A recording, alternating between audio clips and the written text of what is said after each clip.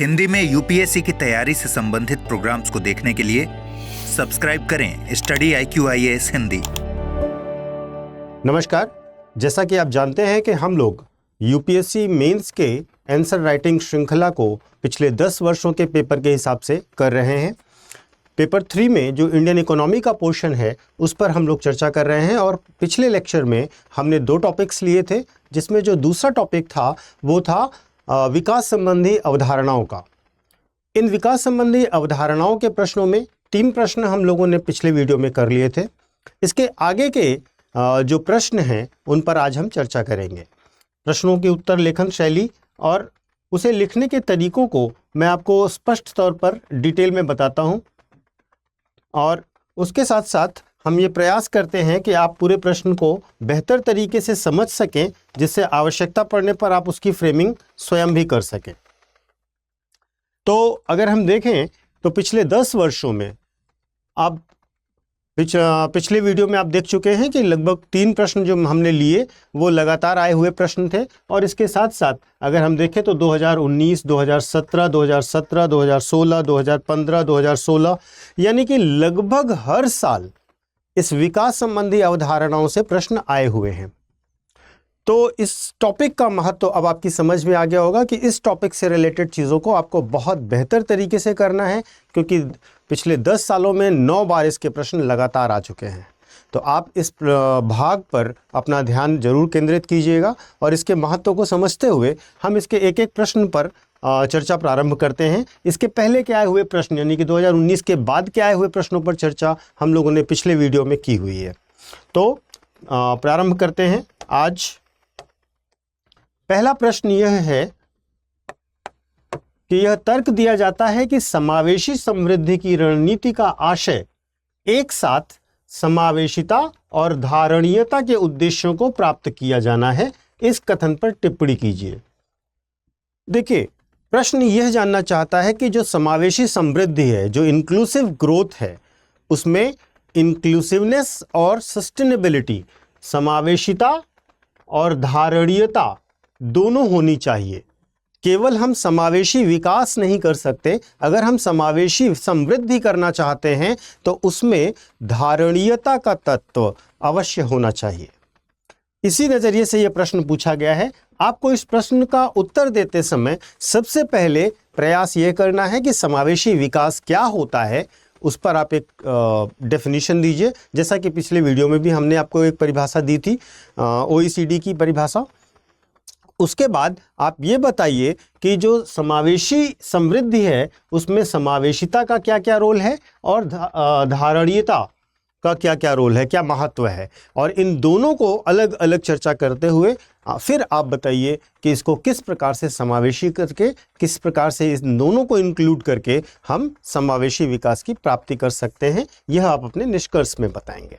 ठीक है। तो सबसे पहले जैसा कि परिभाषा है कि OECD ने जो परिभाषा दी है समावेशी विकास की, कि समावेशी विकास वह आर्थिक विकास है जो समाज में समान रूप से वितरित होता है। पहली शर्त क्या है? इसे समान रूप से वितरित होना चाहिए, और दूसरा सभी के लिए अवसर पैदा करता है। तो समान रूप से वितरित होना एक तथ्य है, और दूसरा सबके लिए अवसर पैदा करना दूसरा तथ्य है। यह परिभाषा हम लोगों ने पिछले वीडियो में भी देखी थी। इसके साथ साथ आप जो ब्रॉडलैंड्स रिपोर्ट है, आयोग की रिपोर्ट है, उसमें जो रिपोर्ट का टाइटल था हमारा साझा भविष्य, उसमें भी सतत विकास को परिभाषित किया गया है। और उस सतत विकास की परिभाषा को देखेंगे तो आप पाएंगे कि जो भविष्य की पीढ़ियों की ज़रूरतों को, जो आने वाली पीढ़ियों की ज़रूरतों को पूरा करने की क्षमता रखे, और वर्तमान से समझौता किए बिना, यानी कि जो वर्तमान की ज़रूरतें हैं उनको पूरा करना है, उनसे समझौता नहीं करना है। उन ज़रूरतों को पूरा किए बिना भविष्य की ज़रूरतों को जो पूरा करने की क्षमता रखे, ऐसे विकास को ही हम समावेशी विकास कहेंगे। यह परिभाषा आपकी ब्रॉडलैंड्स रिपोर्ट ने दी है, जो यूनाइटेड नेशन से रिलेटेड है। तो इस प्रकार आप सबसे पहले इंट्रोडक्शन में एक परिभाषा दीजिए, और उस परिभाषा में आप बताइए कि किस प्रकार से समावेशी विकास होता है, समावेशी विकास का तात्पर्य क्या होता है।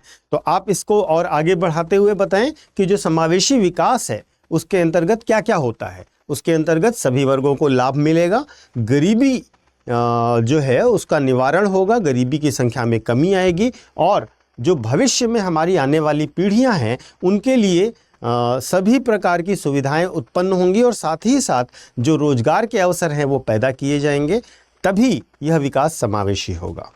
वास्तव में जो समावेशी विकास है वह एक दीर्घकालिक परिप्रेक्ष्य में किया जाता है। यह दृष्टिकोण एक दीर्घकालिक परिप्रेक्ष्य में होता है, अर्थात आप समावेशी विकास केवल एक पीढ़ी तक सीमित नहीं है या आने वाली पीढ़ियों के लिए भी है। तो आप जब समावेशी विकास के दृष्टिकोण पर चर्चा करेंगे तो आपको यह बताना होगा कि यह एक दीर्घकालिक परिप्रेक्ष्य में जाता है और इसके साथ साथ आपको उस दीर्घकालिक परिप्रेक्ष्य के कारणों और तत्वों पर भी चर्चा करनी होगी। सबसे पहले आप बताएंगे कि समावेशी विकास से धन का व्यापक वितरण होता है। धन का व्यापक वितरण का मतलब यह है कि धन का संकेंद्रण नहीं होता, धन का संकेंद्रण नहीं होता,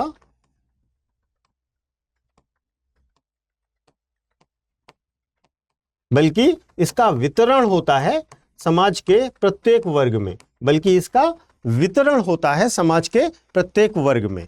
ठीक है, इसके साथ साथ आप इसमें जैसे उदाहरण दे सकते हैं कि जब कपड़ा और चमड़ा क्षेत्र में नौकरियों के सृजन का सुझाव दिया गया आर्थिक सर्वेक्षण में, तो इससे क्या होगा, प्राकृतिक रेशे और चमड़ा बायोडिग्रेडेबल और नवीकरणीय संसाधन होते हैं।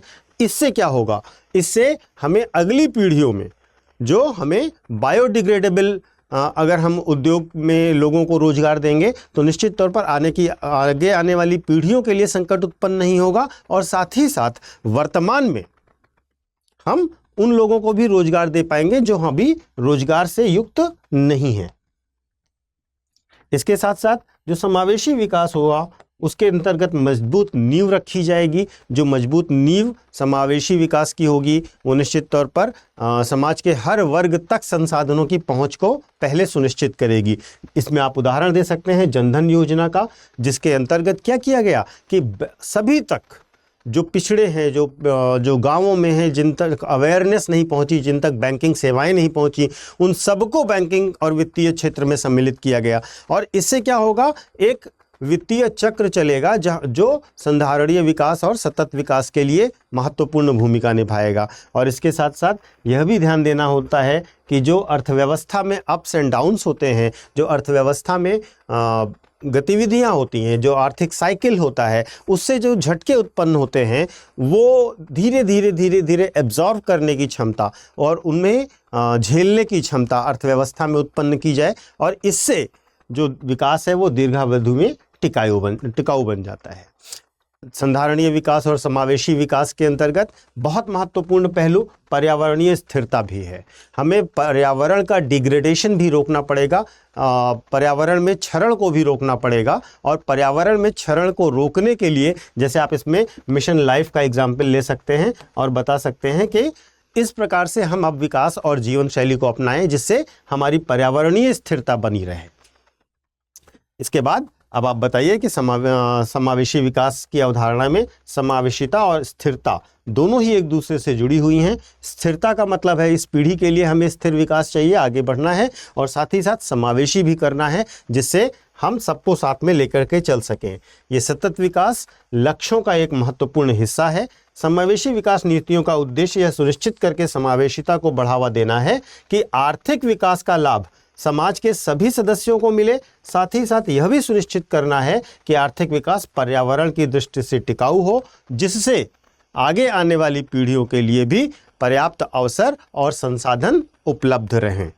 ठीक है, तो इस प्रकार से आप इस प्रश्न को कंक्लूड कर सकते हैं। जब दोनों पक्षों पर बात कर लेंगे, संधारणीय विकास में सततता पर भी बात करेंगे और स्थिरता पर भी बात करेंगे। ठीक है, अब आते हैं प्रश्न नंबर 2 पर। और प्रश्न नंबर 2 आपका जो संबंधित है वो वर्ष 2017 में आया हुआ प्रश्न है और 10 अंक का प्रश्न था। प्रश्न यह था कि भारत में संभाव्य समृद्धि के अनेक कारकों में बचत दर सर्वाधिक प्रभावी है। जो हमारी एक्सपेक्टेड समृद्धि है, जो हमारी संभाव्य समृद्धि है, उसके बहुत सारे कारकों में सर्वाधिक प्रभावी जो है वो बचत दर है भारत के लिए। क्या आप इससे सहमत हैं? संभाव्य समृद्धि के अन्य कौन से कारक उपलब्ध हैं? तो आपसे ये प्रश्न पूछ रहा है संभाव्य समृद्धि क्या होती है, सबसे पहले तो आपको ये बताना होगा। उसके बाद आपको ये बताना होगा कि बचत दर की क्या भूमिका होती है, क्योंकि प्रश्न आपसे सीधे ये कह रहा है कि भारत की संभाव्य वृद्धि की आशाओं में बचत दर सर्वाधिक प्रभावी उपकरण है। तो अब आपको ये बताना होगा कि बचत दर किस प्रकार से संभाव्य समृद्धि का एक महत्वपूर्ण तत्व है, एक महत्वपूर्ण अवयव है। और उसके बाद आपको बताना होगा कि अगर आप इससे सहमत हैं तो आप बताएं कि हाँ हम सहमत हैं, नहीं हैं तो आप बताएं कि इसके अन्य और भी कौन कारण हैं जिन पर ध्यान देने की आवश्यकता है। केवल जो बचत दर है वो संभाव्य समृद्धि का एक महत्वपूर्ण हिस्सा होने के बावजूद भी इतना नहीं है कि हम ये कह सकें कि ये सर्वाधिक प्रभावी है। अन्य तत्वों की प्रभावशीलता की भी चर्चा करें और उसके बाद आप अन्य कारकों की बात करते हुए अपने उत्तर के कंक्लूजन पे पहुंचे और उसमें बचत दर और अन्य कारकों के साथ एक बैलेंस जो है फ्यूचरिस्टिक अपना निष्कर्ष दें। ठीक है, तो इस प्रश्न के इंट्रोडक्शन में सबसे पहले आपको बताना होगा कि संभाव्य समृद्धि किस रूप से आप देखते हैं। ठीक है, तो आप बताएं कि भारत की आर्थिक समृद्धि की संभावना कई कारकों के बहुआयामी ताने बाने के जटिल रूप से बनती है, जिसमें बचत दर राष्ट्र को आगे बढ़ाने के लिए एक महत्वपूर्ण शक्ति के रूप में कार्य करती है, एक महत्वपूर्ण तत्व है इसका। लेकिन बचत दर से होता क्या है, बचत आप करेंगे तो बचत करने के बाद जो भी आपकी बचत होगी उस बचत से आप निवेश करेंगे ना, और इस निवेश से पूरा उत्पादन चक्र चलने लगेगा। और जब उत्पादन चक्र चलेगा तो रोजगार का सृजन होगा, ग्रोथ होगी। ठीक है, आपकी इकोनॉमी सुदृढ़ होगी। तो इसी चीज को आप बता सकते हैं कि बचत दर निवेश में धन लगाकर, उद्यमशीलता को बढ़ावा देकर और पूंजी निर्माण को बढ़ावा देकर आर्थिक विकास को बढ़ाने में महत्वपूर्ण भूमिका निभाती है। लेकिन चूंकि आपको इंट्रोडक्शन में बताना पड़ेगा, लेकिन केवल बचत को महत्वपूर्ण कारक कहना एक बहुत आसान सा जनरलाइज्ड आंसर हो जाएगा, जनरलाइज्ड बात हो जाएगी। यह बहुत ही एक तरीके का बहुत सरल होगा। देश में बहुत सारे अन्य तत्व हैं जैसे जनसांख्यिकीय लाभांश और उसके साथ साथ एक गतिशील और उपलब्ध कार्यबल जो बड़ी संख्या में हमारे पास उपलब्ध है। ये सब भी विकास के लिए एक महत्वपूर्ण तत्व हो सकते हैं। अब आप इसमें बताइए कि बचत के एक प्रभावी कारक के रूप में, विकास के एक प्रभावी कारक के रूप में बचत दर क्या भूमिकाएं निभाती है। तो सबसे पहली चीज जो मैंने आपको बताई कि अगर बचत होगा तो आप निवेश करेंगे तो पूंजी निर्माण होगा। ठीक है, और पूंजी निर्माण और उत्पादन प्रक्रिया में बढ़ोतरी आपके देश के विकास के लिए महत्वपूर्ण भूमिका निभाएगी। तो पहला आप बता सकते हैं कि निवेश और पूंजी निर्माण होगा। जैसे कि आप इसमें बता सकते हैं कि घरेलू उत्पाद के प्रतिशत के रूप में ये लगभग 24.1% था, जो कि 16-17 में बढ़कर 24.2% हो गया। परीक्षा के हिसाब से आप आगे अपने डेटा को अब अपडेट भी करते रहेंगे। इसके साथ साथ बुनियादी ढांचे के विकास की बात करेंगे। बुनियादी ढांचे के विकास के लिए बचत जो बचत का पैसा है वो निवेश में काम आएगा। निवेश के साथ साथ सरकार के लिए फंडिंग के लिए भी काम आएगा। तो इस प्रकार से जो बुनियादी ढांचे के विकास के कार्यक्रम है, आप उदाहरण के लिए भारतमाला परियोजना को ले सकते हैं और बताएंगे कि इसके द्वारा जो हम बहुत सारे सड़क, रेल और पुल, राजमार्ग आदि का निर्माण कर रहे हैं और इसी बचत के माध्यम से जो निवेश हो रहा है उससे आप भारतमाला परियोजना को एक सफल योजना के तौर पर इम्प्लीमेंट करने का दम रखते हैं।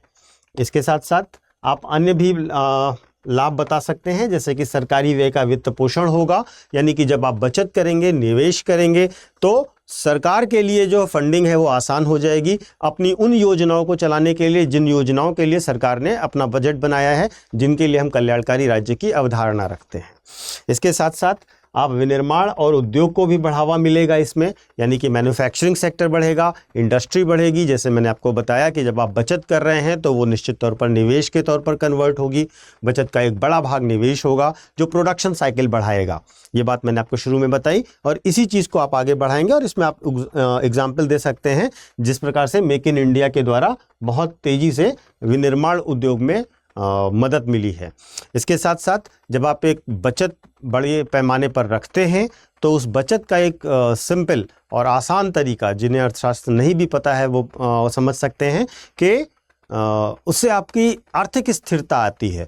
आपको जब कठिन दौर होता है, जब समस्याएं आती हैं, तो आप निश्चित तौर पर अपनी बचत और निवेश से पैसे निकाल करके अपनी अस्थिरता के दौर में अपना जीवन यापन, अपने देश के लोगों का जीवन यापन आसान कर सकते हैं।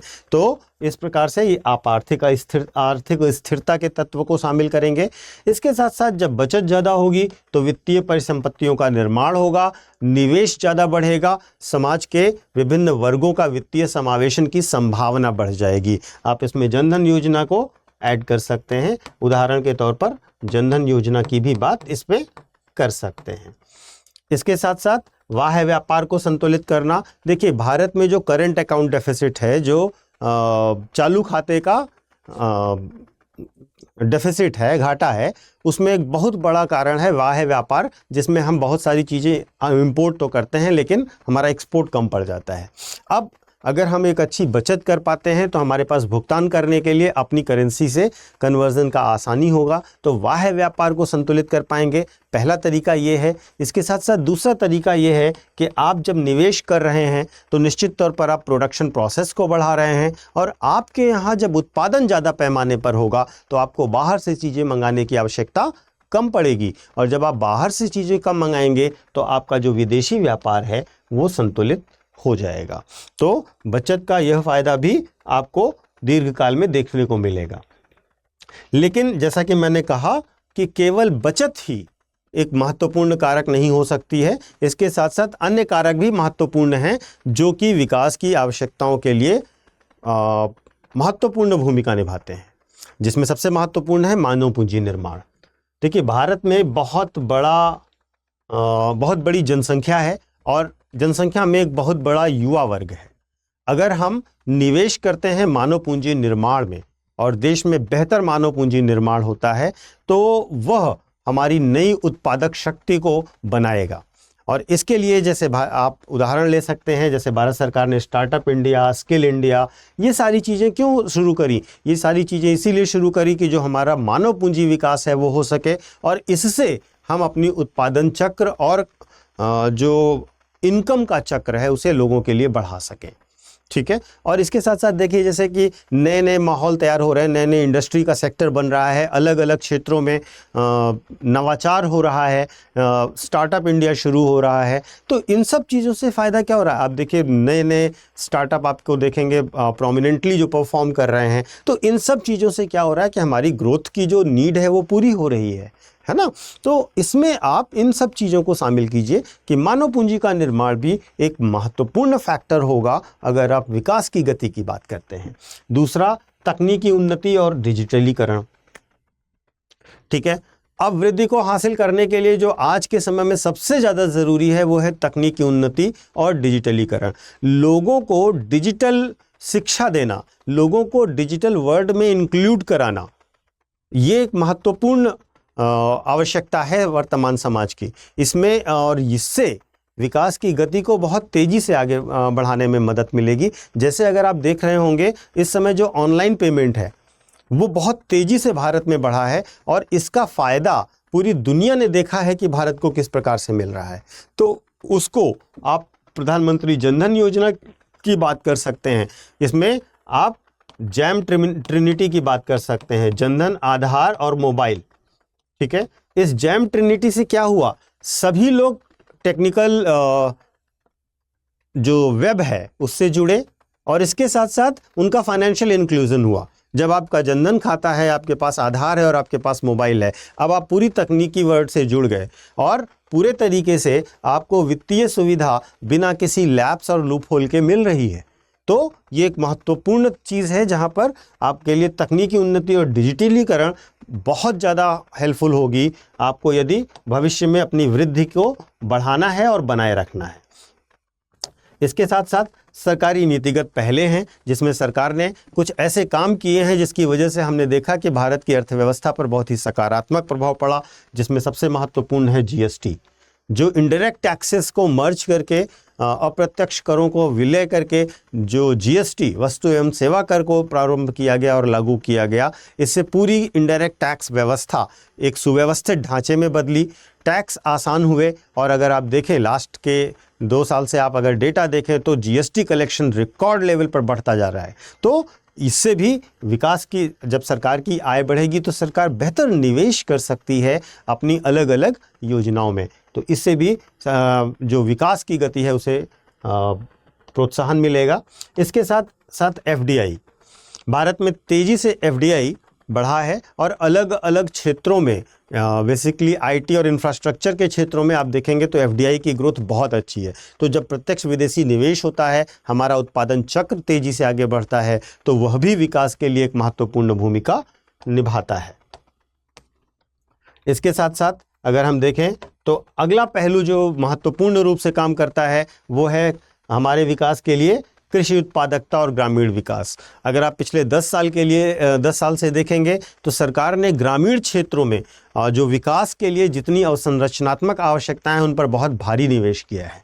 ठीक है, चाहे वो मनरेगा में रोजगार देना हो या प्रधानमंत्री आवास योजना के अंतर्गत आवास देना हो या किसान सम्मान निधि या किसानों को लिए फसल बीमा देना हो, इन सब से क्या हो रहा है, किसानों के लिए एक बहुत विकास के अवसर सृजित हो रहे हैं। और इसके साथ साथ एक चीज़ और भी है, किसान के पास जब उसको राशन फ्री मिल रहा है, आवास सुरक्षित मिल रहा है, तो वह अपना पूरा उत्पादकता पर फोकस लगा रहा है और कृषि में भी उत्पादकता पर बेहतर वृद्धि हो रही है। और उत्पादकता के लिए भी सरकार नई नई योजनाएं लाती है, जैसे अभी आपने देखा होगा ड्रोन का कृषि में प्रयोग करने का इस बजट में प्रस्ताव रखा गया। तो इन सब नई तकनीकियों का प्रयोग करके हम उत्पादकता में भी बहुत अच्छी समृद्धि कर रहे हैं और यह भी हमारे ग्रोथ का एक महत्वपूर्ण पहलू है। ठीक है, इसके साथ साथ निर्यात वृद्धि और व्यापार उदारीकरण, यह भी एक महत्वपूर्ण है। अगर आप देखें तो भारत जेनेरिक मेडिसिन के रेफरेंस में अगर आप बात करें तो बहुत बड़ा निर्माता और निर्यात करता है। तो वास्तव में क्या हो रहा है कि हम अलग अलग क्षेत्रों में सरकार निर्यात के नए आयाम ढूंढ रही है और उनका प्रमोशन कर रही है। और इसके साथ साथ अलग अलग क्षेत्रों में सरकार ने उदारीकरण किया है, जिससे विदेशी कोलैबोरेशन, उनके सहयोग और साझेदारी से हम निर्यात को भी बढ़ा रहे हैं और अपने उत्पादकता को भी बढ़ा रहे हैं। तो यह भी हमारे ग्रोथ का एक बड़ा इंजन, एक बड़ा फैक्टर बनकर सामने आया है। ठीक है, तो इस प्रकार से आप बताएंगे कि कौन कौन से अन्य तत्व हैं जिनके कारण हम देख सकते हैं कि वो वृद्धि के लिए महत्वपूर्ण हैं, आर्थिक विकास के लिए महत्वपूर्ण हैं। अब आपको यह बताना होगा कि केवल बचत से ही जो भारत का विकास क्षमता है वो नहीं पूरी हो पाएगी और इससे एक असंतुलन सा क्रिएट होगा, क्योंकि बाकी फैक्टर्स भी महत्वपूर्ण हैं। जैसे कि आय में असमानता आएगी। अगर आप केवल बचत की बात कर रहे हैं तो बचत निश्चित तौर पर कुछ वर्ग के लोगों के पास ही हो सकती है, अन्य वर्ग उस बचत की सुविधा से लाभ नहीं उठा पाते हैं। तो वहाँ पर आय की असमानता का सृजन होगा, जो आय का गैप है गरीब और अमीर के बीच में वह बढ़ेगा। इसके साथ साथ शिक्षा और कौशल विकास पर अगर आप ध्यान नहीं देंगे तो निश्चित तौर पर जो बचत है वो दीर्घकाल में नहीं रह जाएगी, क्योंकि नया जो रोजगार सृजन है वह नहीं हो पाएगा और उसका लाभ जो हमारा बेरोजगार है, जो हमारा युवा है, वो नहीं ले पाएगा। इसके साथ साथ जो कम निजी खपत है वह भी महत्वपूर्ण हो जाएगी। ठीक है, क्योंकि आप केवल बचत पर ध्यान दे रहे हैं तो निजी खपत पर ध्यान नहीं देंगे। निजी खपत पर अगर आप ध्यान नहीं देंगे तो निश्चित तौर पर उपभोग योग्य मांग कम हो जाएगी और इसका सीधा असर उत्पादकता और उत्पादन पर पड़ेगा। तो यह भी एक बड़ी समस्या हो जाएगी। तो केवल बचत पर ध्यान देना महत्वपूर्ण नहीं है। साथ ही साथ जो भारत में विकास का एक बहुत बड़ा पिलर है वह है लघु एवं मध्यम उद्योग, यानी कि SMSE। और यह जो है स्मॉल और मीडियम एंटरप्राइजेस, यह क्षेत्र भारत में विकास में बहुत बड़ी योगदान करता है। अगर आप केवल बचत पर ध्यान दे रहे हैं और इस क्षेत्र पर के विकास पर, क्योंकि ये सबसे बड़ा रोजगार प्रदाता भी है और सबसे ज़्यादा उत्पादन प्रोसेस का हिस्सेदार भी है, तो निश्चित तौर पर यह क्षेत्र विकास के दौर में पीछे रह जाएगा और यह क्षेत्र का जो कंट्रीब्यूशन है वो महत्वपूर्ण रूप से विकास में नहीं शामिल हो पाएगा। इसके साथ साथ विकास और निवेश में जो अंतर है, जो आप विकास होते करते जा रहे हैं और उसके बदले जो बचत कम होना और निवेश कम होना, अगर आप केवल ये देखें कि आप जो बचत कर रहे हैं उसका क्या आप पूरा निवेश कर रहे हैं,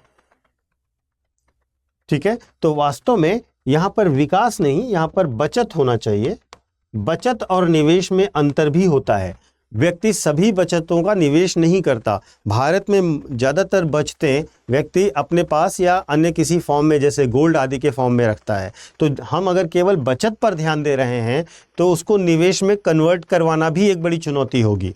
तो बचत के साथ साथ निवेश भी उसी के हिसाब से होना चाहिए। यह भी एक बड़ा तथ्य बनेगा, एक बड़ी समस्या बनेगा, ठीक है। अब आपने बता दिया कि बचत के ध्यान देने से क्या क्या फ़ायदे होंगे, बचत के सिवा किन किन चीज़ों का रोल हो सकता है हमारी वृद्धि में, विकास में। उसके बाद केवल बचत पर अगर आप ध्यान देंगे तो क्या चुनौतियां आएंगी, और अब आप बताएं कि क्या निष्कर्ष आपका निकलता है। तो आप बताइए कि भारत एक युवा देश है, जैसा कि आप देखते होंगे कि सरकार हर समय ये क्लेम करती है। उसमें अगर दक्षता का विकास किया जाए, कौशल का विकास किया जाए, उनके मानव संसाधन विकास पर निवेश किया जाए, तो निश्चित तौर पर पहला वो बड़ा फैक्टर है जो हमारी डिमांड है, जो हमारे समय की डिमांड है, जिससे वृद्धि होगी। तो पहला आप निष्कर्ष में मानव संसाधन विकास के बारे में एक लाइन लिखिए।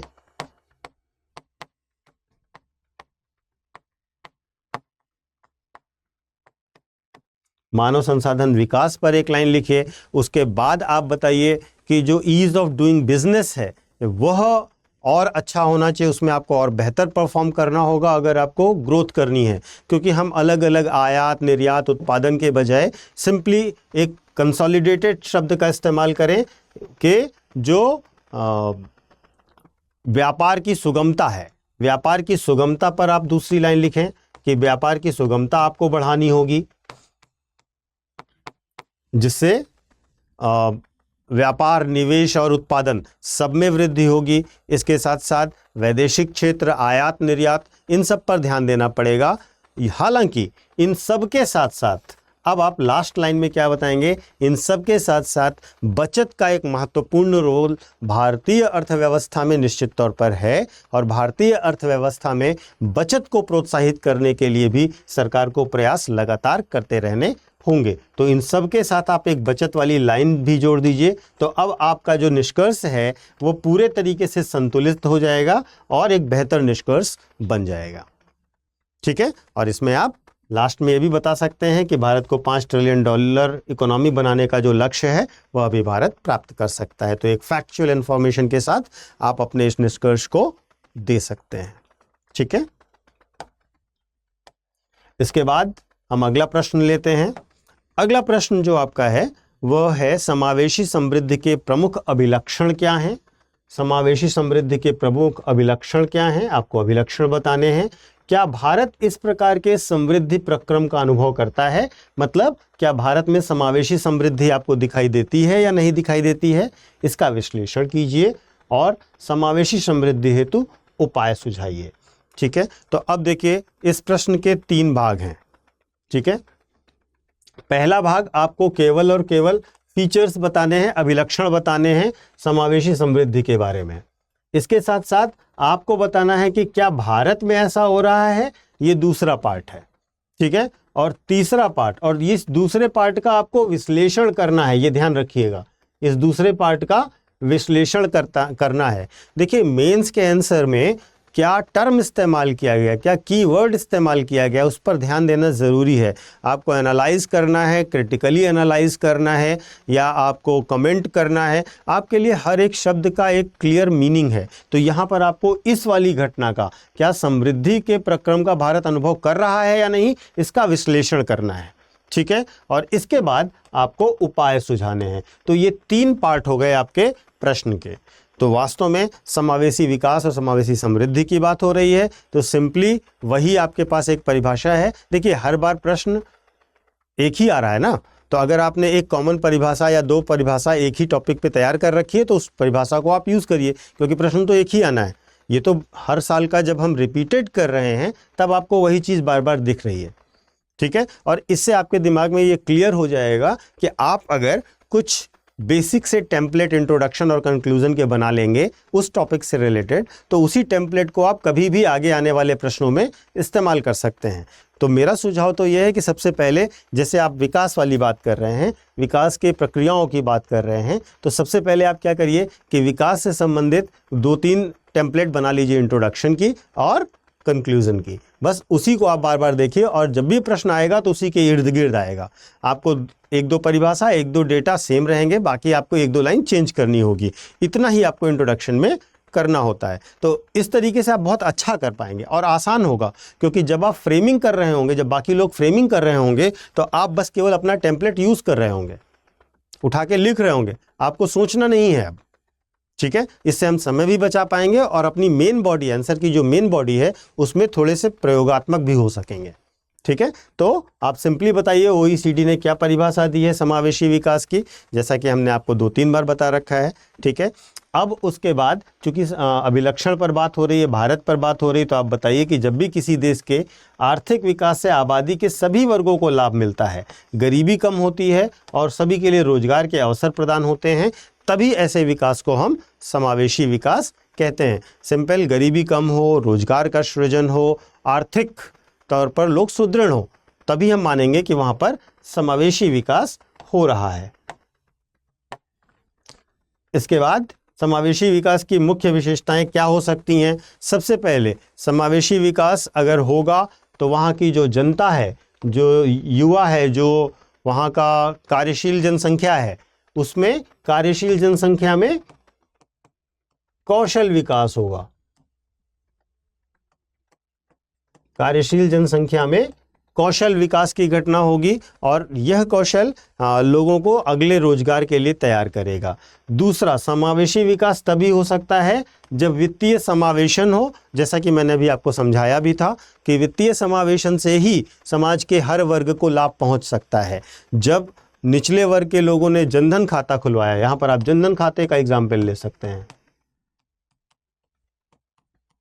तो इससे उन्हें ओवरड्राफ्ट की सुविधा मिली, इंश्योरेंस की सुविधा मिली, वे अपने बचत को बैंकों में रख सकते हैं और बैंकों से अब उन्हें इंस्टीट्यूशनलाइज्ड ऋण लेना आसान हो गया।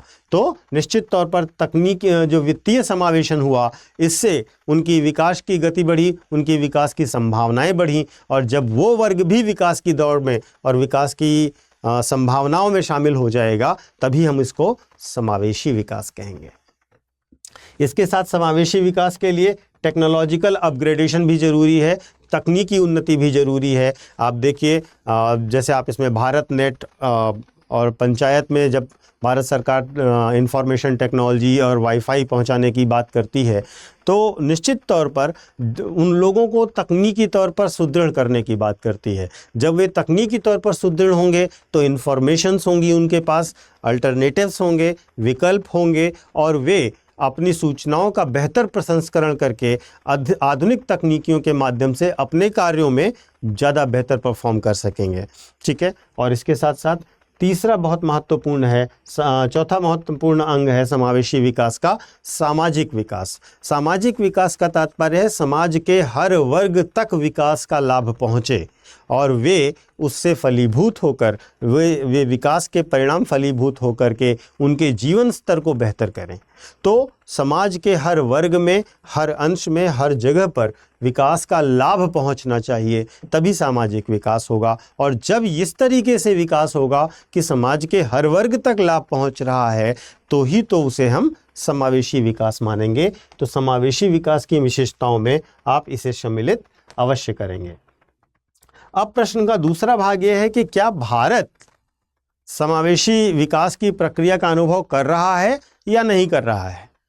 तो सिंपली यह है कि समावेशी विकास के लक्ष्यों की तरफ हम बढ़ तो रहे हैं तेजी से, लेकिन अभी हम समावेशी विकास को पूर्णतः फलीभूत होते हुए नहीं देख रहे हैं। जिसका कारण क्या है कि भारत में अभी भी 373 मिलियन लोग गरीबी में रहते हैं। अगर आप देखिए तो 8.8% लोग अत्यधिक बहुआयामी गरीबी में रहते हैं और 19.3% लोग इसके लिए संवेदनशील हैं। तो सबसे बड़ी बात, अगर समावेशी विकास अपने रिजल्ट्स दिखा रहा है तो भारत में इतनी ज़्यादा गरीबी क्यों है? दूसरा, भारत में रोजगार की कमी है, बहुत बड़ी युवा शक्ति अभी रोजगार नहीं पा रही है और ज़्यादा युवा शक्ति रोजगार नहीं पा रही है, उसका कारण उसकी निरक्षरता भी है और औपचारिक अर्थव्यवस्था का विकसित होना नहीं भी है। तो जो औपचारिक अर्थव्यवस्था नहीं विकसित हुई उसके कारण भी बेरोजगारी एक बड़ा समस्या है। और आप देखेंगे तो विकास प्रक्रिया जो भारत है उसमें ये भी एक बहुत बड़ी समस्या है। और इसके साथ साथ तीसरी बड़ी समस्या है कृषि पर निर्भरता। भारत में आज भी 40% से अधिक लोग सीधे या अप्रत्यक्ष रूप से खेती पर ही निर्भर करते हैं। और आप जानते हैं कि भारत की जीडीपी में जो कृषि का योगदान है वो 17% से कम है। ठीक है, तो इस प्रकार अगर आप देखेंगे तो भारत में जो स्थिति है तो वास्तव में क्या है, अगर 16% का हिस्सा 44% लोग रख रहे हैं तो समावेशी विकास की उस प्रॉपर अवधारणा में सभी लोग सम्मिलित कैसे होंगे? गरीबी है, बेरोजगारी है, केवल कृषि पर ज़्यादा निर्भरता है, जबकि कृषि से उतनी इनकम जनरेट नहीं हो रही है। ठीक है, कृषि की उत्पादकता उस अनुपात में नहीं है जिस अनुपात में वहाँ पर लोग काम कर रहे हैं। तो निश्चित तौर पर बहुत सारे लोग विकास के उन लाभों को प्राप्त करने से वंचित रह जा रहे हैं। और इसके साथ साथ सामाजिक व्यवस्था भी भारत के लिए एक बहुत बड़ी चुनौती है। आप जानते हैं कि भारत में जो समाज है वो विभिन्न जातियों में बटा हुआ है, उनके बीच में धन के वितरण में अंतर है और अन्य कई सारे ऐसे कारक हैं जहाँ पर सामाजिक असमानता है। और इस सामाजिक असमानता के कारण ही विकास के लाभ पूरे तरीके से हर वर्ग तक नहीं पहुँचते हैं। तो हमें क्या करना होगा? प्रश्न का आखिरी भाग, क्या उपाय हैं? ठीक है, तो सबसे पहले आपको बताना पड़ेगा, देखिए जो समस्याएं हैं उन्हीं में से आपको उपाय निकालने हैं। तो अगर आपने कहा गरीबी है तो गरीबी निवारण की योजनाएं चलानी होंगी, बेरोजगारी है तो बेरोजगारी को कम करने के लिए प्रयास करने होंगे, कौशल नहीं है तो कौशल विकास के लिए काम करने होंगे। तो आप इन सब पहलुओं पर, जिन जिन पहलुओं पर हमने बात करी, सबके लिए सरकार की योजनाओं पर बात कर सकते हैं और बता सकते हैं कि ये उपाय किए गए हैं। जैसे कि ग्रामीण बेरोजगारी को कम करने के लिए मनरेगा चलाया गया है, कौशल विकास के लिए पंडित दीनदयाल उपाध्याय ग्रामीण कौशल्य योजना चलाई गई है, बुनियादी साक्षरता के लिए सर्व शिक्षा अभियान है, राष्ट्रीय स्वास्थ्य मिशन है, इसके साथ साथ आयुष्मान भारत योजना है और नागरिक समाज और निजी फर्मों के साथ नवोन्मेषी साझेदारी के माध्यम से समावेशी और समतापूर्ण विकास को लक्षित करना संभव हो सका है। तो समावेशी विकास के लिए आप जितने पहलू हैं, हर पहलू पर सरकार की विभिन्न बड़ी योजनाएं और सफल योजनाएं हैं, उनको मेंशन कीजिए। इससे आप बताएंगे कि ये उपाय किए गए हैं। इसके बाद आप एक बेहतर सा निष्कर्ष दे दीजिए कि समावेशी विकास वास्तव में जो गरीब हैं, वंचित हैं, पिछड़े हैं, उनको समाज में सक्रिय भागीदारी और उनके सशक्तिकरण को लाने के लिए है। और इसके साथ साथ भारत के लोगों का जीवन स्तर बेहतर करने के लिए सरकार विभिन्न प्रकार के प्रयास कर रही है, जिसमें गरीबी, बेरोजगारी, स्वास्थ्य इत्यादि समस्याओं को दूर करते हुए सतत विकास के लक्ष्यों को प्राप्त करने की मंशा है। तो इस प्रकार से आप एक निष्कर्ष दे सकते हैं और निष्कर्ष देने के बाद आप अपने प्रश्न को समाप्त कर सकते हैं। अब आते हैं अगले प्रश्न पर। अगला प्रश्न जो है वो स्मार्ट सिटीज से है।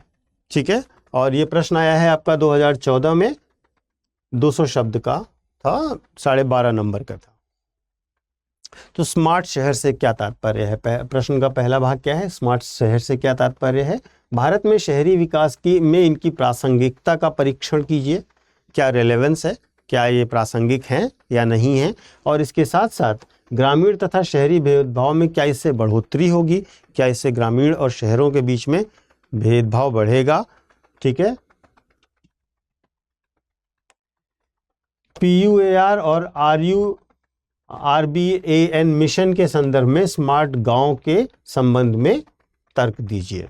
ठीक है, तो स्मार्ट गांव के संबंध में इन दो योजनाओं के अंतर्गत आपको चर्चा करनी है। तो अब अगर आप इस प्रश्न को ध्यान से देखेंगे तो सबसे पहली चीज़ तो आपको ये बतानी है कि स्मार्ट शहर क्या होता है, फिर बतानी है इसकी प्रासंगिकता क्या है, फिर बताना है कि भेदभाव पर इसका क्या असर पड़ेगा, ये तीसरा पार्ट है। और प्रश्न का चौथा पार्ट ये है कि आपको इन दो योजनाओं के संदर्भ में जो स्मार्ट गांव है उसके लिए तर्क प्रस्तुत करना है। तो इस एक प्रश्न में 4 प्रश्न छुपे हुए हैं और आपको सबको एड्रेस करना है। तो आप इंट्रोडक्शन दीजिए सबसे पहले इस प्रश्न में, और इंट्रोडक्शन में यानी कि प्रस्तावना में, उद्देशिका में आपको ये बताना है कि स्मार्ट शहर क्या होता है, ठीक है। और उसके बाद आप बताइए कि एक स्मार्ट शहर में कौन सी सुविधाएं होनी चाहिए जिससे हम उसे एक स्मार्ट शहर माने। तो वास्तव में स्मार्ट शहर क्या है? स्मार्ट शहर जो है वो परिचालन दक्षता में सुधार करने, जनता के साथ जानकारी साझा करने, सरकारी सेवा और नागरिक कल्याण की बेहतर गुणवत्ता प्रदान करने के लिए, यानी कि इन 3 चीज़ों के लिए, परिचालन दक्षता में सुधार करने के लिए, जनता के साथ इंफॉर्मेटिव होने के लिए, यानी जनता को सूचनाएं प्रदान करने के लिए, और बेहतर गुणवत्ता प्रदान करने के लिए सूचना और संचार प्रौद्योगिकी का प्रयोग करना है। अगर ऐसा प्रयोग होता है तो ऐसे शहर में को हम स्मार्ट शहर कहेंगे, ठीक है। अब एक स्मार्ट शहर में क्या होगा? आर्थिक विकास और गतिविधि, आपूर्ति और मांग जैसे सफलता उन्मूलक बाजार चालकों पर आधारित होने के कारण यह टिकाऊ, तर्कसंगत रूप से वृद्धिशील होगी और इसमें व्यवसाय, नागरिक, सरकार और पर्यावरण जैसे सभी जो हितधारक हैं उन्हें लाभ होगा, उन सब का इंक्लूजन होगा, उन सबको इसका लाभ प्रदान किया जाएगा, ठीक है। तो ये हो गई आपकी सिंपल सी एक अंडरस्टैंडिंग कि क्या होता है आपका स्मार्ट शहर। आप समझ गए इससे स्मार्ट शहर क्या होता है। और इसके साथ साथ अब आप बताइए कि भारत में स्मार्ट सिटी जो मिशन है उसकी प्रासंगिकता क्या है, उससे शहरी विकास को क्या फ़ायदा हो सकता है, उससे शहरी विकास को कैसे कनेक्ट करेंगे। तो देखिए, अगर स्मार्ट सिटी है तो वहाँ पर बहुत तेज और बेहतरीन विकास होगा, अच्छा विकास होगा और तेज़ी से विकास होगा, क्योंकि सभी सुविधाएं आपको लगातार प्राप्त होती रहेंगी तो विकास की संभावनाएं बढ़ जाएंगी। ई गवर्नेंस होगा और नागरिक सेवाएं आपको आपके फ़ोन पर और इलेक्ट्रॉनिकली अवेलेबल होंगी। आपकी समस्याओं का समाधान त्वरित तौर पर किया जाएगा और आपकी आवश्यकताओं की सेवाएं तुरंत उपलब्ध कराई जाएंगी। और जब ये सारी चीज़ें होंगी और सब कुछ तेज़ी से होगा तो उस सिटी में आर्थिक विकास भी तेज़ी से बढ़ेगा।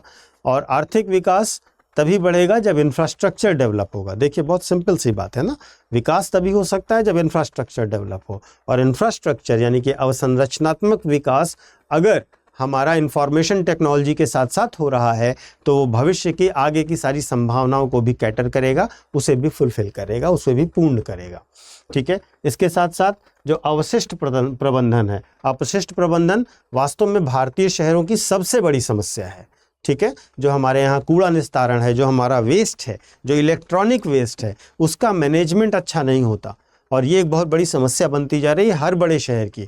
आप हमेशा न्यूज़ में देखते होंगे दिल्ली में कूड़े का पहाड़ और ऐसे करके न्यूज़ आती है। तो बेसिकली ये क्या बताना चाहते हैं कि जो अपशिष्ट प्रबंधन है, जो मैनेजमेंट है इसका, वो भी स्मार्ट तरीके से होगा और वो बेहतर होगा।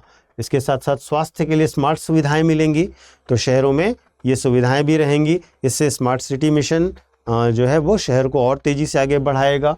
जो मोबिलिटी है वो ज़्यादा स्मार्ट होगी। आपका जैसे आपने देखा होगा बड़े शहरों में आपको स्मार्ट कार्ड से पूरा शहर ट्रैवल करने के लिए अलग अलग साधन मिल जा रहे हैं, तो गतिशीलता पर भी असर पड़ेगा और ये तेज़ी से होगा। यातायात की सुविधाएं अच्छी और बेहतर होंगी, एनवायरनमेंट फ्रेंडली होंगी, जैसे आप देखते होंगे ई बसेस चल रही हैं।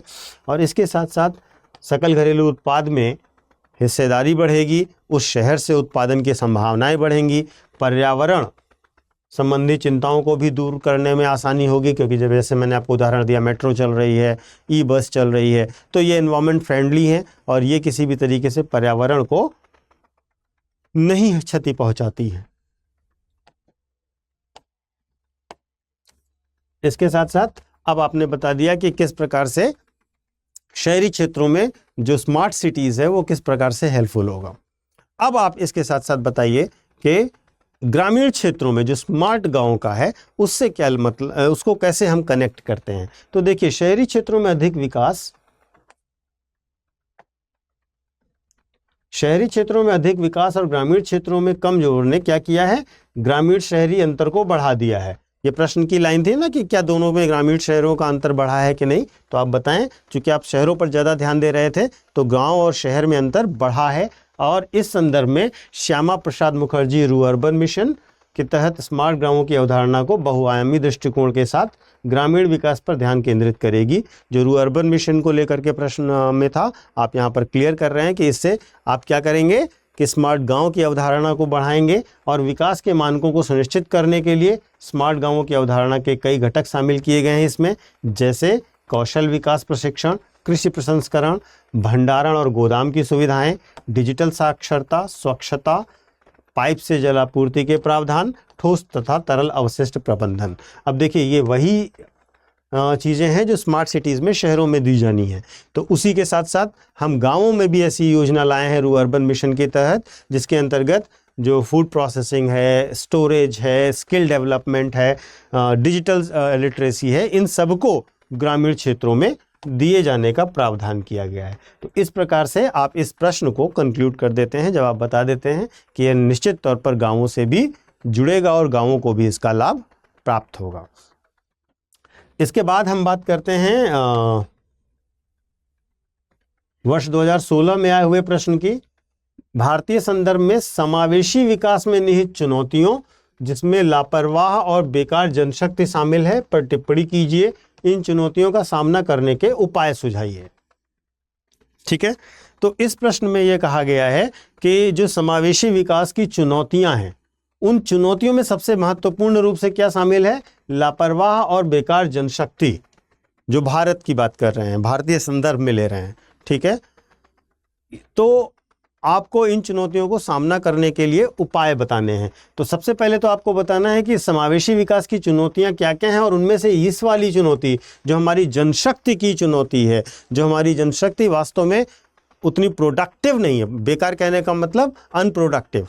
ठीक है, तो जो अनप्रोडक्टिव मैन पावर है, उसके लिए हम क्या करेंगे, कैसे इस चुनौती को देखते हैं आप, और इस चुनौती को, जो लापरवाह और अनप्रोडक्टिव जनशक्ति है, इस समस्या से को सुलझाने के लिए आप कोई उपाय बताएं।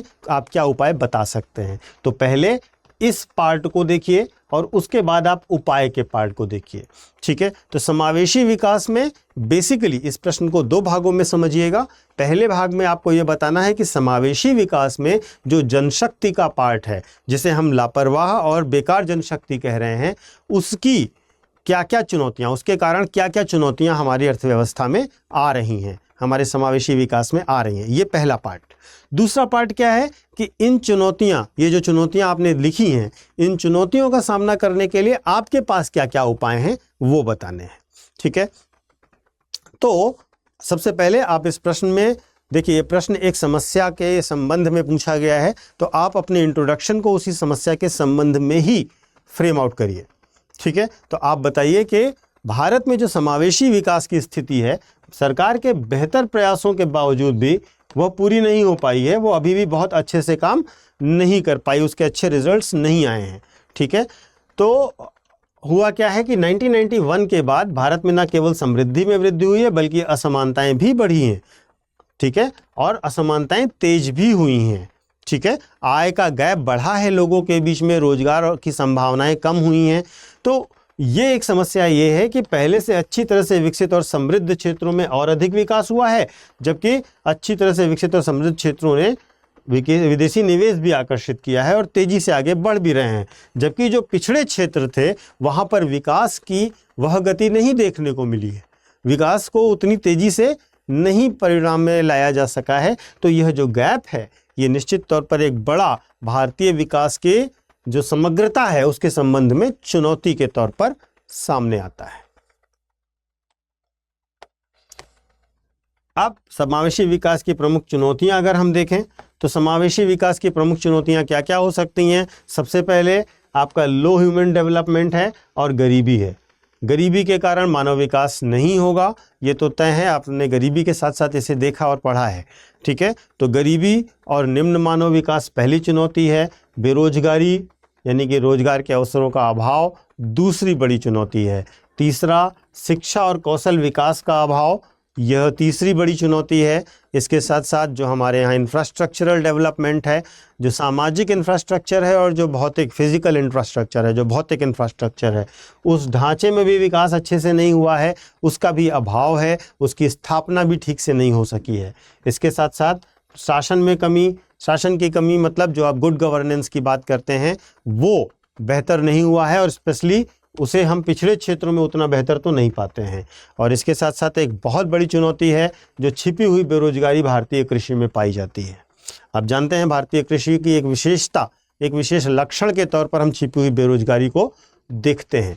तो ये वे चुनौतियां हैं जो समावेशी विकास के सपने को पूरा नहीं होने देती हैं। तो सबसे पहले हमने बताया कि क्या क्या चुनौतियां हैं। अब हम बताएंगे कि किस प्रकार से जो भारतीय जनशक्ति है, जिसे हम बेकार और अनुत्पादक मान रहे हैं, वो किस प्रकार से परफॉर्म कर रही है। ठीक है, तो देखिए, मानव विकास में जो खराब प्रदर्शन रहा है, मानव विकास के संदर्भ में जो खराब प्रदर्शन रहा है, इसका मुख्य कारण क्या है? गरीबी। गरीबी से क्या होता है कि जो व्यक्ति गरीब है तो ना तो वो क्षमता निर्माण कर सकता है, ना ही वो संसाधनों का सृजन कर सकता है। ठीक है, और जब भी कभी एडमिनिस्ट्रेशन बेहतर परफॉर्म नहीं कर रहा होता है तो सबसे बुरा प्रभाव उस पुअर सेक्शन पर ही पड़ रहा होता है। सबसे ज़्यादा बुरे तरीके से प्रभाव जो है वो किस पर पड़ता है? इस गरीब वर्ग पर ही पड़ता है। दूसरा, खराब शिक्षा और कौशल। इसके कारण व्यक्ति या तो अल्प रोजगार में जाता है या फिर उत्पादक रोजगार, अनुत्पादक रोजगार जैसे छिपी हुई बेरोजगारी में इंक्लूड हो जाता है। जब बच्चा अच्छा पढ़ा नहीं हुआ है, जब बच्चे को स्किल नहीं है, तो उसी खेती में जाके इन्वॉल्व हो जाता है ना। इसी कारण तो छिपी हुई बेरोजगारी कृषि में होती है। तो वास्तव में जो खराब शिक्षा और कौशल है वह भी एक बहुत बड़ा कारण है हमारे यहाँ की युवा शक्ति के पास रोजगार ना होने की, जिसे आप बेकार कह रहे हैं, उसको बेकार कहने का कारण यह भी है। तीसरा, अल्प रोजगार। अल्प रोजगार वह स्थिति है जहाँ पर व्यक्ति अपनी क्षमताओं और योग्यताओं के अनुरूप रोजगार नहीं पाता। ठीक है, अब इसके सबसे बड़ा कारण तो यह है कि भारत में उच्च उत्पादकता वाले रोजगार और उच्च वेतन वाले रोजगार की संख्या कम है, और जो एजुकेटेड मास है, जो शिक्षित युवा है, जो बहुत सारा शिक्षित युवा है, उसके पास उस लेवल का जॉब मिलता नहीं है, और उसे जॉब करना तो उसकी मजबूरी होती है, तो इसीलिए वो अल्प रोजगार में शामिल हो जाता है। तो आप निश्चित तौर पर बताइए कि अगर अल्प रोजगार की समस्या कम होगी तभी हमारे यहाँ उत्पादकता बढ़ेगी, क्योंकि व्यक्ति अपनी क्षमता के अनुसार उत्पादन कर पाएगा, और तभी हमारे लिए उत्पादन बढ़ेगा, एक्सपोर्ट बढ़ेगा, ग्रोथ बढ़ेगी। ठीक है, तो इन सब के लिए भारत में कहा जाता है कि विनिर्माण, निर्यात विनिर्माण पर अगर भारत ध्यान केंद्रित करे तो वहाँ पर कुशल श्रम की उपलब्धता, मेक इन इंडिया, और इन सब से आप निर्यात को ज़्यादा बेहतर कर सकते हैं, और जो इंक्लूसिव ग्रोथ है उसको भी पा सकते हैं, और जो हमारी बेरोजगार युवा शक्ति है उसका भी बेहतर इस्तेमाल कर सकते हैं। तो हमें क्या क्या रणनीतियाँ अपनानी चाहिए, क्या क्या उपाय करना चाहिए? देखिए, आपने समस्याएं समझ ली हैं तो उपाय आपको निश्चित तौर पर सीधा समझ में आ जाएंगे। सबसे पहले तो बुनियादी ढांचे में निवेश करिए। बुनियादी ढांचा, जो सामाजिक बुनियादी ढांचा है, जैसे शिक्षा, स्वास्थ्य, रोजगार, कौशल विकास, इस पर निवेश बढ़ाना पड़ेगा, तभी मानव संसाधन विकास होगा। ठीक है, इसके बाद सबसे महत्वपूर्ण शिक्षा पर ध्यान दीजिए, क्योंकि जब तक आप शिक्षा को केवल एक नॉलेज के फॉर्म पे तौर पर रख रहे हैं तब तक वो रोजगार में कन्वर्ट नहीं हो रही है। तो सरकार को ये प्रयास करने चाहिए कि जैसे नई शिक्षा नीति उस शिक्षा के साथ साथ रोजगार से भी कनेक्ट कर रही है, तो आपको इस बात पर इसका भी मेंशन करना पड़ेगा। इसके साथ साथ कौशल शिक्षा को स्कूली पाठ्यक्रम में शामिल किया जाए, और जैसा कि नई शिक्षा नीति में इसकी बात की गई है। ठीक है, इसके साथ साथ और क्या कर सकते हैं? और आप कर सकते हैं कि जो डिजिटल लिटरेसी है उसको बहुत तेज़ी से बढ़ाइए, क्योंकि डिजिटल लिटरेसी आजकल का दौर डिजिटलीकरण का दौर है, एआई का दौर है, और यहाँ पर जो सूचना और संचार प्रौद्योगिकी है वो नए नए अवसरों का सृजन कर रही है। तो अगर हमारी युवा पीढ़ी डिजिटली एजुकेटेड होगी तो वहाँ पर इसका बेहतर इस्तेमाल हो सकता है।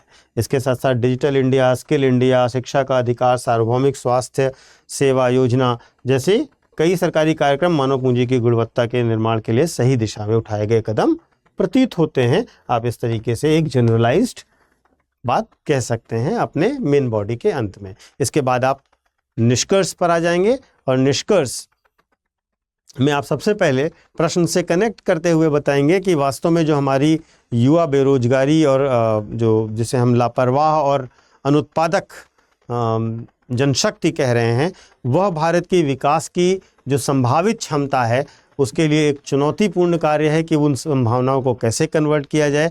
सरकार को भी और युवाओं को भी, दोनों को मिलकर इस संबंध में प्रयास करने होंगे।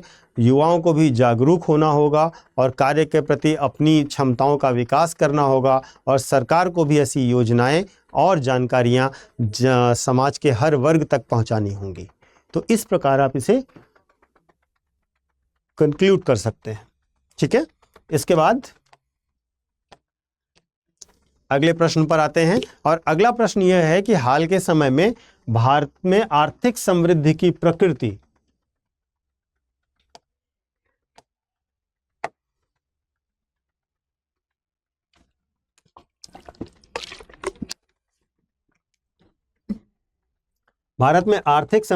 प्रकृति का वर्णन अक्सर नौकरीहीन समृद्धि के तौर पर किया जाता है। ठीक है, किस तरह किया जा रहा है? जॉबलेस ग्रोथ की तरह किया जा रहा है। ठीक है, क्या आप इस विचार से सहमत हैं? अपने उत्तर के समर्थन में तर्क प्रस्तुत कीजिए। ठीक है, यह प्रश्न 2015 का है, पुराना हो गया है प्रश्न, लेकिन इस प्रश्न को आप उत्तर समझेंगे और इस तरीके के प्रश्नों के लिए किस प्रकार के कंटेंट का इस्तेमाल करना है वो भी मैं आपको दे रहा हूं। ठीक है, देखिए इस तरीके के सेशन का सबसे बेहतर लाभ तब हो सकता है जब आप पूरे वीडियो को ठीक से देखें, उसमें की गई चर्चाओं पर ध्यान दें, उसके शॉर्ट बिंदु साथ साथ नोट करते चलें, और अपने जब आंसर राइटिंग करें तो उन बिंदुओं को इंक्लूड करते चलें, और कोशिश करें कि जब सीरीज़ में जो भी हिस्सा चल रहा हो, जैसे अभी सीरीज़ में हिस्ट्री का हिस्सा चल रहा है, मॉडर्न इंडिया का और इकोनॉमी का, तो आप इन दो पोर्शंस को लेकर के अपने आंसर्स को लगातार लिखना शुरू करिए, और जितना ज़्यादा आप लिखेंगे उतना ज़्यादा आप इस चीज़ों को बेहतर समझेंगे। बिना लिखे कोई भी फ़ायदा नहीं होगा, न तो वीडियो का न तो क्लास का।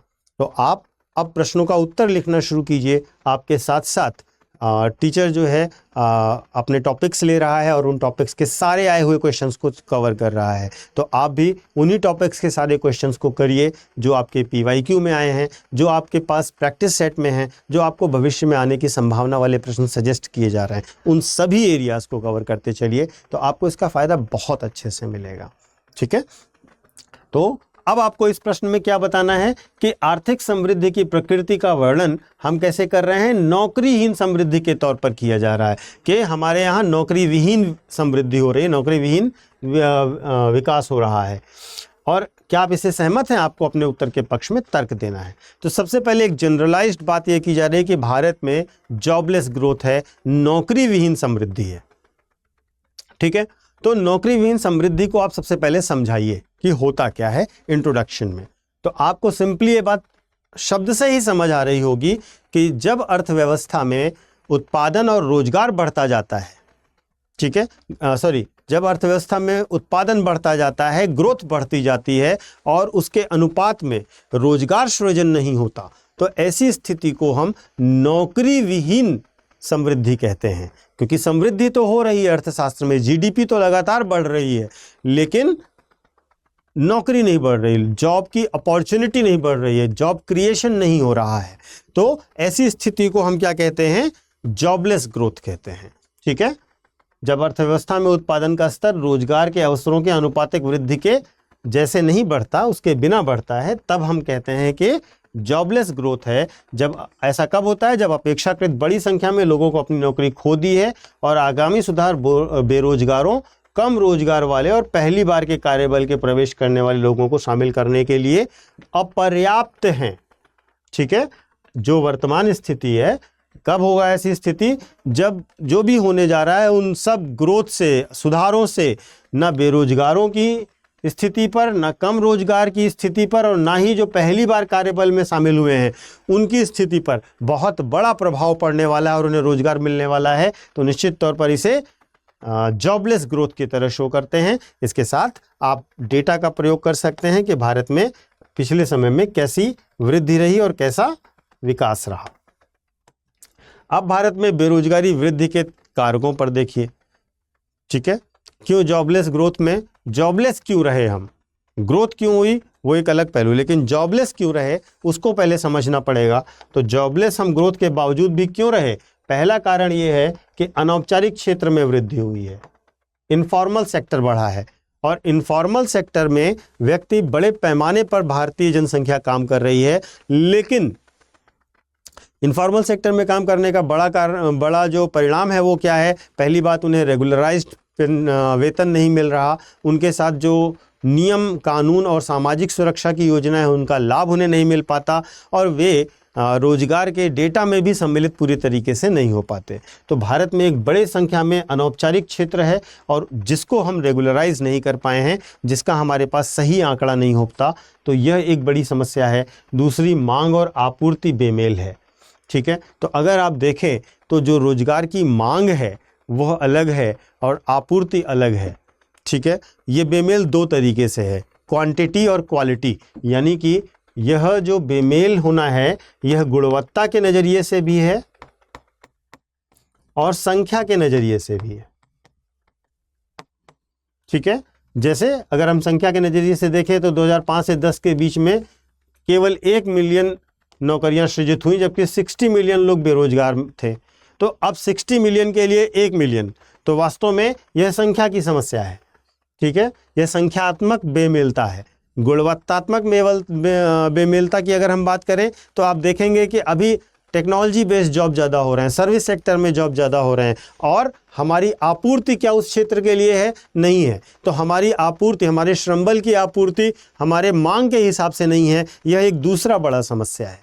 तो मांग और आपूर्ति का बेमेल होना यह दूसरी बड़ी समस्या है। तीसरी बड़ी चीज़ ये है कि आर्थिक वृद्धि तो हुई है लेकिन रोजगार में वृद्धि वह दिखाई नहीं दे रही है। तो जब हमारी आर्थिक वृद्धि हो रही है तो वो किन क्षेत्रों से हो रही है, उसके घटक क्या हैं, उन घटकों को देखिए, और भारत में रोजगार किन घटकों में मिला हुआ है उनको देखिए, तो आपको पता चलेगा कि रोजगार वाले क्षेत्रों में वृद्धि का अंश बहुत कम है। तो रोजगार की आर्थिक वृद्धि और रोजगार की वृद्धि दो अलग पहलुओं पर चल रही है, ठीक है। इसके साथ साथ आप कोविड महामारी के प्रभाव का भी वर्णन कर सकते हैं। ये प्रश्न के हिसाब से पॉइंट ऐड किया था क्योंकि प्रश्न आपका 2015 का है, तो हमें उस पक्ष पर भी उस समय बात करनी चाहिए थी। और इसके साथ साथ आप ये बताएंगे कि प्रौद्योगिकी और ऑटोमेशन यह भी एक बहुत बड़ा फैक्टर है बेरोजगारी का। जो टेक्नोलॉजी का एडॉप्शन है वह जो तकनीकी के पहलुओं को अपनाना है, तकनीकीगत दक्षता हासिल करना है, वह हमारे युवा के पास नहीं है। ऑटोमेशन के क्षेत्र में जिसमें आजकल सबसे ज़्यादा देखा जा रहा है कि वो युवाओं की नौकरियां कम कर रहा है, ऑटोमेशन में सारा सेक्टर जा रहा है, तो उसका फर्क भी हमारे रोजगार की मांग पर पड़ा है। इसके साथ साथ कौशल बेमेल की आप बात कर सकते हैं। जैसा कि मैंने आपसे कहा कि कौशल विकास हमारे यहाँ एक बड़ी समस्या है, और हमारे युवाओं में, बेरोजगारों में, हमारे यहाँ जो बेरोजगार हो रहे हैं उनमें भी बड़ी समस्या है कौशल की कमी।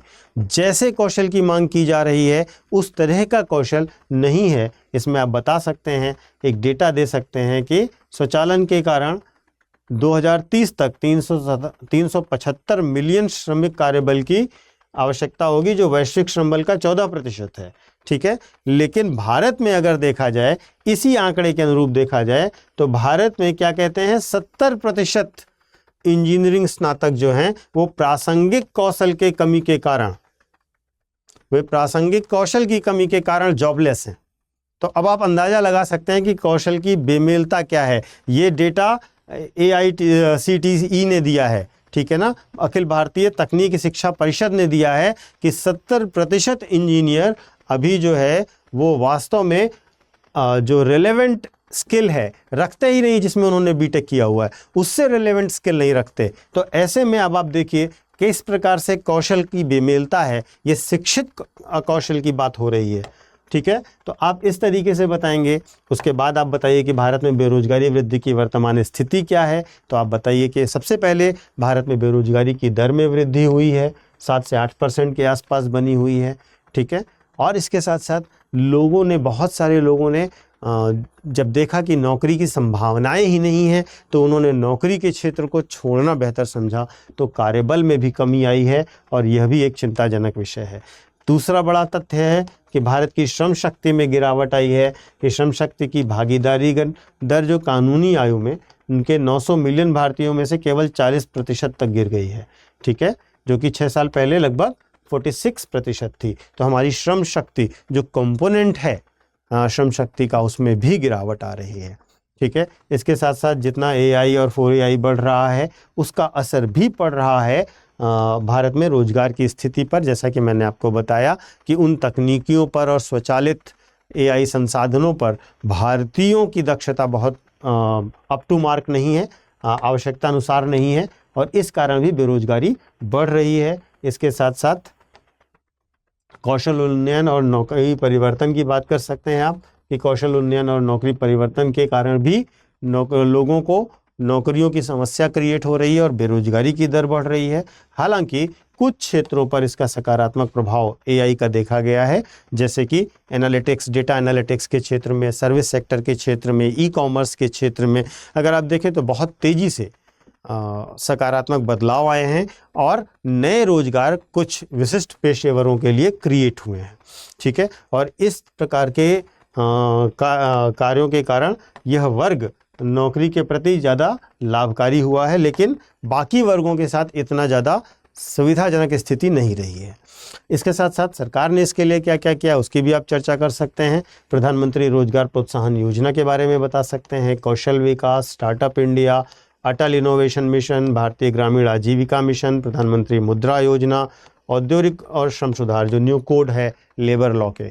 आप इन सब चीज़ों को बता सकते हैं कि रोजगार में सुधार के लिए भारत सरकार ने क्या क्या प्रयास किए हैं, ठीक है। इन सभी योजनाओं के बारे में आप सभी जानते हैं, हर योजना पर डिस्कशन करने की आवश्यकता नहीं है। आपको यहाँ से हिंट मिल जाती है कि इन योजनाओं के बारे में आप एक एक दो लाइन लिख सकते हैं अगर आप चाहें, या अगर आपके पास इतनी योजनाओं की जानकारी नहीं है तो आप 2 से 3 योजनाएं उठाइए, उनके बारे में 1-2 लाइन लिख करके डेटा दे दीजिए, सबसे बेहतर यही है, ठीक है। इसके साथ साथ क्या करना है, इसके साथ साथ आपको एक कंक्लूजन देना है जहां पर आपका प्रश्न समाप्त हो जाएगा। आप बताइए कि जो जीवन की गुणवत्ता बढ़ाने के लिए और समाज के हर वर्ग के बीच धन के वितरण को समान करने के लिए रोजगार सृजन एक बहुत ही महत्वपूर्ण घटक है। अगर रोजगार होगा तभी जीवन की गुणवत्ता बढ़ेगी और हर वर्ग के बीच में संसाधनों का वितरण समान होगा, ठीक है। आर्थिक विकास के लाभ नागरिकों के बीच तभी साझा किए जा सकते हैं जब उन्हें सम्मानजनक नौकरियां प्राप्त हों। उसके लिए युवाओं को नौकरी का सृजन करना होगा, युवाओं के लिए नौकरी का सृजन करना होगा। और वास्तव में अगर हम डेवलप्ड इंडिया चाहते हैं, वास्तव में अगर हम विकसित भारत का लक्ष्य पूरा करना चाहते हैं तो सबसे प्राथमिकता हमें देनी होगी रोजगार सृजन पर। विकसित भारत लक्ष्य को आप यहाँ पर मेंशन कर सकते हैं। तो इस प्रकार इस टॉपिक से आए हुए सारे प्रश्न जो लगभग टोटल 9 प्रश्न थे, पिछले 10 साल में 9 प्रश्न, यानी कि हर साल एक प्रश्न आपको मिल रहा है। तो आप इस भाग के प्रश्नों को समझ गए हैं। मेरे ख्याल से आपको इसके उत्तर भी समझ में आए हैं और आप अब इसके उत्तर के हर पहलू की फ्रेमिंग कर सकते हैं। तो धन्यवाद, मिलते हैं अगले लेक्चर में और अगले टॉपिक के साथ। हिंदी में यूपीएससी की तैयारी से संबंधित प्रोग्राम्स को देखने के लिए सब्सक्राइब करें स्टडी IQ IAS हिंदी।